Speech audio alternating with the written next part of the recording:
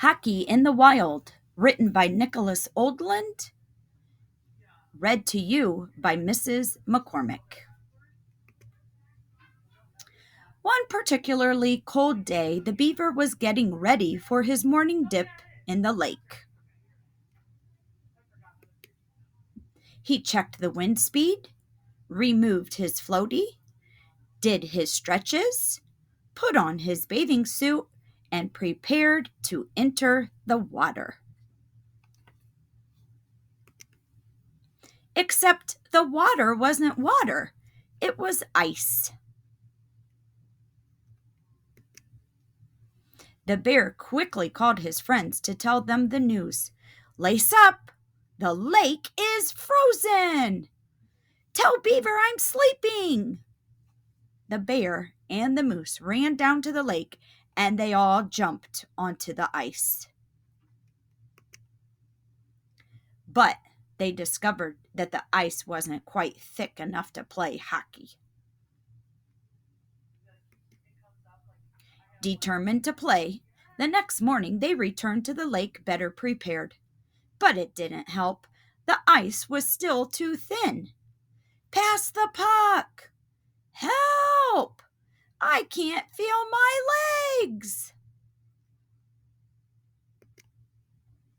Waiting for the lake to freeze seemed impossible. They tried to take their minds off hockey, but it was difficult. They practiced competitive napping. Bear, you win!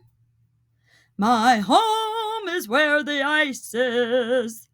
Spent countless hours singing karaoke. Made lots of comfort food. And stared at the thermometer, waiting for the temperature to drop. One morning after breakfast, the beaver opened the front door to check the weather. It was official. Hockey season had arrived. The beaver went to tell the bear and the moose the news, but after a long season off, they were in no shape to play hockey. What flavor is that? They had a lot of work to do. They began with an intense 5-day workout. Ate kale for breakfast, lunch, and dinner. Showered and sharpened their skates. Finally fit, confident, and prepared, they headed to the lake. Not wanting to repeat their earlier mistakes, they took all of the necessary precautions. First, the bear threw a giant boulder onto the ice to see if it would crack. Next, the beaver measured the thickness of the ice. Then, as a final test, they sent the moose out onto the frozen lake. Don't worry, I've got you. And the ice held strong. Satisfied that it was safe to play, the bear and the beaver quickly laced up and joined the moose on the frozen lake. Game on! The bear, the moose, and the beaver finally played fast and wild. They shot, glided, tripped, flipped, and sometimes crashed.